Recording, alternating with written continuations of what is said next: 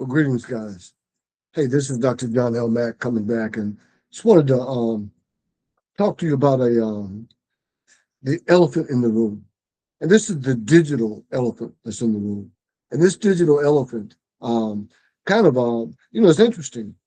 In the last probably 20 years, a new landscape has been presented, a new cityscape, a new foundation has been laid. And we're still operating as if it's the old operating system. So this new operating system that's been put into place has been gradually rolled out in the last 20 years. AI has made things easier and less intrusive for us. Sometimes when you're writing an email, it would suggest a word. That word, whatever that word play program that just automatically shifted and put the correct word or another word in that we accepted as being a better word. But the elephant in the room is this: it's a digital elephant. In these last 20 years, they have just made available more and more intrusive tools, intellectual technology, as it were. And this intellectual technology has been slowly creeping into our daily reality. And it's shaped what that reality looks like and how we respond to reality based on this new reality. So, guys, this, uh, when I was coming up, you had to handwrite a letter. And that handwritten letter, like if you wanted to talk to a girl, you handwrite a letter. I like you. Do you like me? Check yes or no. And you would send it to her and hope that she would check yes. In many cases, you'll get your little heartbroken because she said no. But that's how we communicated. There was the telephone was kind of interesting because it was a landline. It was plugged into the wall, and you had to remember everybody's number.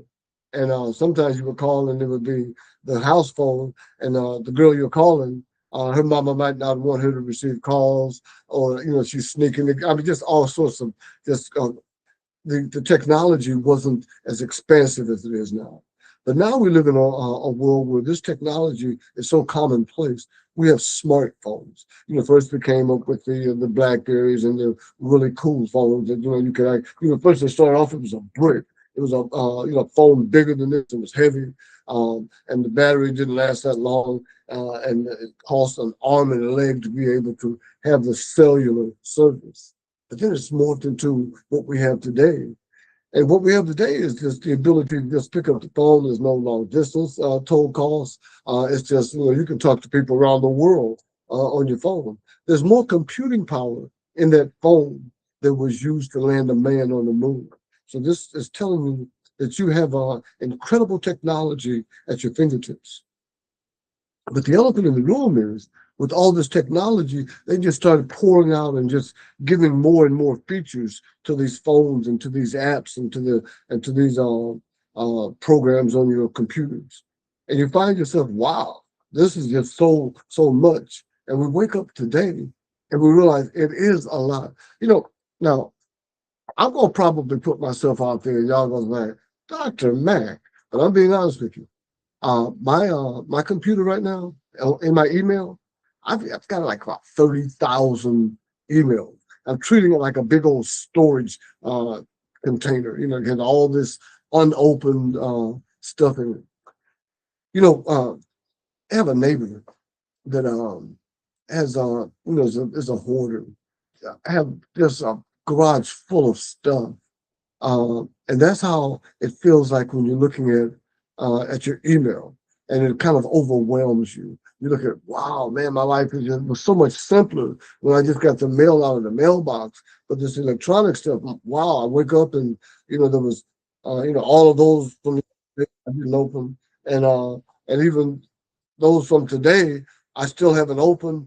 And then I got some more coming tomorrow. It's just like cray. So that's the elephant in the room, that your calendar is all just is full of stuff, and you got your double booking, or your you make. I had a interesting this morning. I had several things, and I had forgot. I didn't check my calendar, Johnny Mac. I didn't check my calendar and looked and realized, wow, I've got a 9:30 appointment that really was 10 o'clock. and then I have a 9 o'clock meeting with the Brotherhood. I've got another meeting afterwards to march with the brothers. Then I've got all these tasks that I've committed myself to doing in the course of the day, and it's overwhelming. And then all these emails that come in, I'm saying, am I missing something important? You know, and did how should I just take the time and respond to this and respond to that? Does this email trigger a task that I need to complete because of a commitment that I mean, these are the things that goes on in my mind, and I'm sure that if you are dealing with any level near what I am in terms of being an online influencer, where your email is important, your social media posting is important, your responses to that social media posting. When someone responds to your post, is if you're trying to build an audience and a community, you need to respond to that. So all this is going on, and so you're just overwhelmed because there's so much digitalization that's coming at you. So we've looked at that, and as an author and as a self-publishing strategist, I was finding that my clients, I would call them up and they would ask me to send them the latest iteration of what we've been doing, and I've got stuff fragmented. I'm not all over the place. So imagine your life multiplied by 10. That's what I'm dealing with. When I'm dealing with at any given time, I'm dealing with about 10 authors, and now that I've gone into a subscription coaching model, it's even more. So keeping in touch, keeping that organized is important. They're saying that the age that we're just coming out of, creative disorganization was a plus. It showed that you was that mad scientist, that mastermind that could bring something unique and new out of the whatever was there. So this AI, this automation innovation was this creative disorganization was the linchpin, was the foundation of that. That's how it was able to work. But now disorganization is a more of a burden than a blessing. This organization now is going to disadvantage you, whereas there's someone that comes in that if there's two that have the same skill set, but one is organized more so than the other, then prudence says go with the organized provider. So disorganization is destabilization to the growth of your agency or your business, your enterprise. So the focus that we have is to look at the elephant in the room, that digital elephant, this fragmentation. The story, the fable where the 10 guys were all looking at an elephant, and they were each told to describe it based on their experience with the elephant. And one of them was just rubbing the side of this big broad side of this big old beast, and he said it's just like a big wall. And the other one was rubbing on the ears and said, no, it's like a big fluffy fan. And the one that had the nostrils said, no, it's like a long. So each one had a different experience. The trunk, the big old elephant legs, and the tongue, and all these different parts that these blind observers and experiencers were having. That experience was their experience, and that's what they saw of the elephant. Well, that's what the elephant in the room now is, the same thing, but it's the digital elephant, and it's the fragmentation. It's the email over here, it's the calendar over here, and it's the all of the vault of the different manuscripts and graphics and all the different documents that you're trying to secure, all of that, and then just trying to communicate either verbally or video wise with that client. All of that is in a big old ecosystem. If it's fragmented, it's causing stress, frustration, anxiety. But if it's able to be simplified, then it can be amplified. If it's able to be clarified, then it can be magnified. If it's able to be organized, then it can be optimized. And that's what we do here at the Legacy Builders Academy. We position you so that you can organize and therefore optimize your intellectual property.